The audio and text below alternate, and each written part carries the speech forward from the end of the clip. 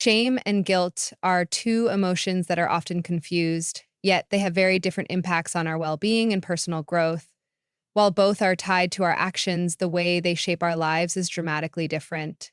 Understanding the distinction between the two is essential if we are to navigate the complexities of our inner world and truly be true to ourselves.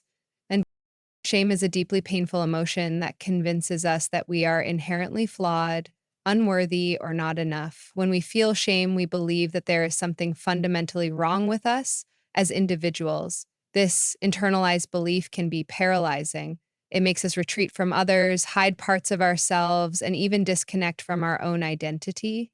Shame tells us that we are bad people, and it's often linked to experiences where we have been judged or rejected by others. It can also stem from internalized societal pressures, such as unrealistic standards of beauty, success, or behavior. Guilt, on the other hand, is different. While guilt also involves a sense of discomfort or unease, it is focused on specific actions rather than our overall worth. Guilt arises when we feel that we've done something wrong or behaved in a way that doesn't align with our values. Unlike shame, guilt does not tell us that we are bad people. It simply signals that we've acted in a way that doesn't meet our own moral standards. Guilt has the potential to be constructive. It can motivate us to make amends, apologize, or change our behavior.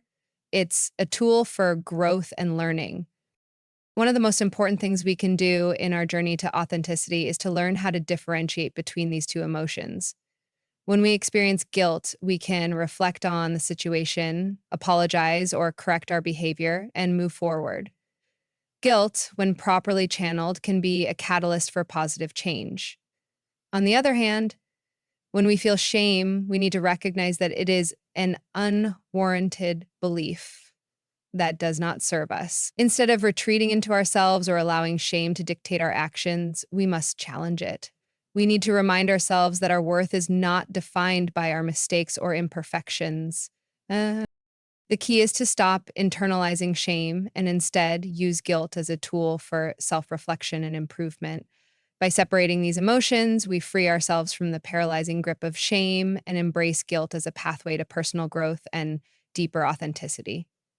Understanding and processing these feelings allows us to show up more fully in the world without the weight of self-doubt holding us back. Letting go of external expectations is one of the most liberating and challenging things we can do on our journey to being true to ourselves. From a young age, we're taught to seek approval from others, to meet certain standards, and to fit into predefined molds. Society often tells us what success looks like, how we should look, act, and even think. We are bombarded with messages about who we should be in order to be accepted and valued. I don't know, you said, the pressure to meet these expectations can be overwhelming and exhausting. However, when we spend our energy trying to please others or conform to these external ideals, we lose sight of our own identity. We start living for others rather than for ourselves. We may follow a path that doesn't align with our true values simply because it's what others expect of us or because we fear judgment. The result? We feel disconnected, frustrated, and unfulfilled. We may even feel like we're constantly wearing a mask, pretending to be someone we're not in order to gain approval or avoid criticism. Letting go of these external expectations doesn't mean we become selfish or disregard the needs of others. It means we stop measuring our worth by how well we meet the standards of others. It means we give ourselves permission to live according to our own values and beliefs without fear of rejection or criticism. It's about learning to trust ourselves and our intuition rather than relying on the approval of others to define our sense of worth. When we let go of external expectations, we also free ourselves from the cycle of comparison. We stop measuring our success against others and instead focus on what truly matters to us. We begin to create our own definitions of success, happiness, and fulfillment. This shift is incredibly empowering. It gives us the space to be authentic, to pursue our passions, and to make decisions that reflect who we are, not who we think we should be. Letting go of these expectations also allows us to be more present in our own lives. We can focus on what brings us joy, peace, and fulfillment instead of constantly chasing after the approval or validation of others. In doing so, we reconnect with our true selves and create the freedom to live a life that is genuinely ours, not one that is dictated by the expectations of the outside world. This book serves to showcase individuals who have finally reconnected with their true selves and came to the point. The idea of perfection is deeply ingrained in our society. From a young age, we're taught that success means achieving perfection, whether it's in our appearance, our achievements, or our relationships. We're constantly shown polished images however, the pursuit of perfection is not only unrealistic, it's also damaging to our sense of self-worth and ability to embrace who we truly are.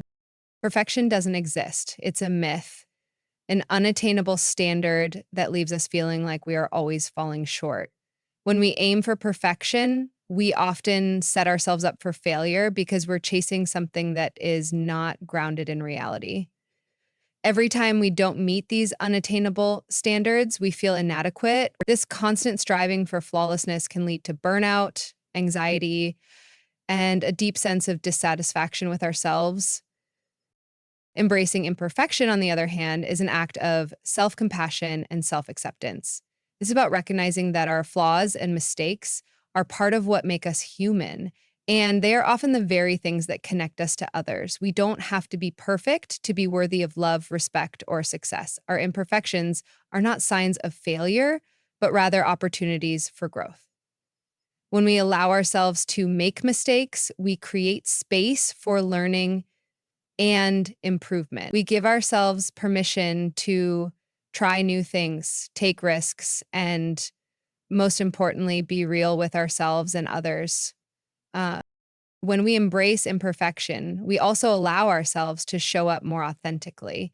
Instead of hiding parts of ourselves in an attempt to appear flawless, we can be open about who we are, including our vulnerabilities, our struggles, and our shortcomings. This creates a sense of freedom. We no longer feel pressured to maintain a facade of perfection, and we can live more honestly, with more joy and less fear of judgment. Um, by accepting that perfection is an illusion, we free ourselves to live more fully. We learn to love ourselves, not in spite of our imperfections, but because of them. In the end, it's our imperfections that make us unique and beautiful, and they are what allow us to grow, connect, and find true fulfillment in life. In conclusion, being true to yourself is not a destination, but a continual journey, one that requires courage, self awareness, and compassion. As we've explored, embracing vulnerability allows us to connect with our authentic selves and with others, creating spaces of honesty and meaningful relationships. Living authentically means aligning our actions with our values, even when the world around us tells us to conform. It's understanding the difference between shame and guilt, and learning to use guilt as a tool for growth while rejecting the paralyzing grip of shame.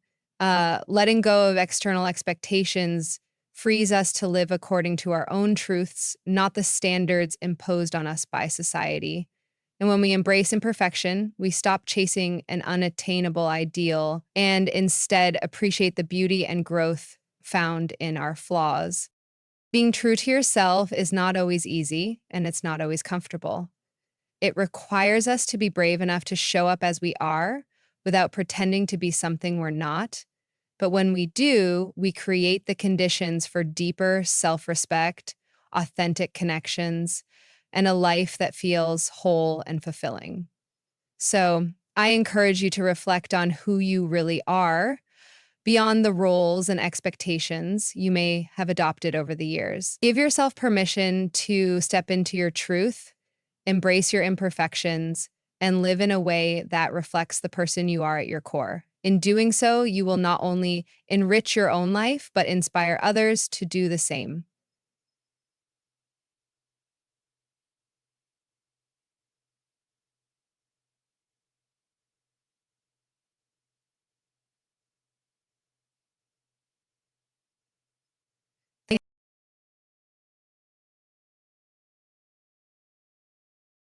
Courage is often misunderstood. Many people think that courage means being fearless or never feeling doubt. In reality, courage is about acting despite fear and uncertainty. It's about showing up even when the outcome isn't clear and taking action in the face of the unknown. Fear is a natural part of the human experience. It's a signal that we care, that something matters to us. But fear doesn't have to paralyze us. It doesn't have to stop us from taking the first step. The real power of courage lies in our ability to push through fear and do things anyway.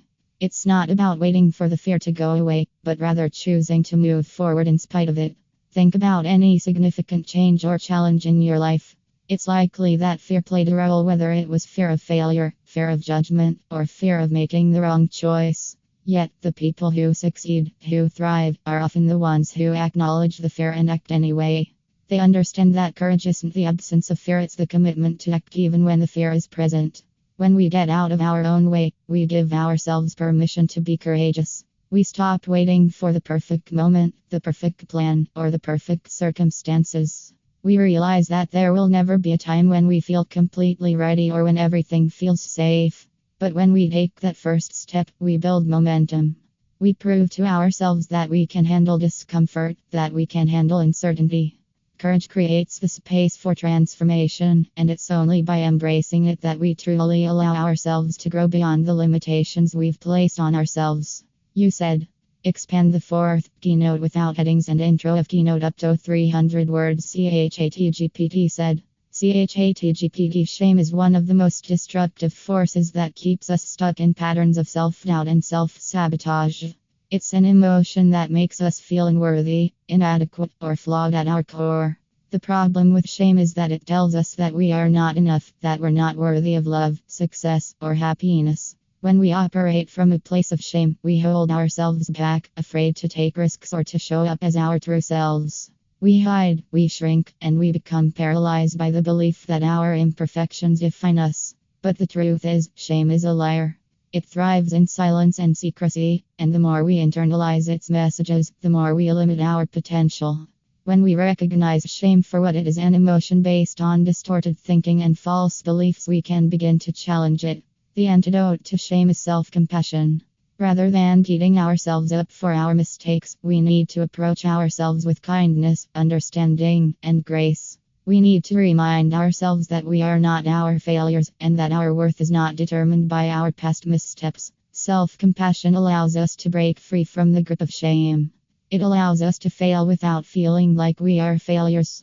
It invites us to learn from our mistakes and grow, rather than letting those mistakes define us. By shifting from shame to self-compassion, we create a space where growth becomes possible and where we can begin to move forward with confidence. Instead of hiding our imperfections, we learn to embrace them, knowing they are part of the human experience, not a reflection of our worth.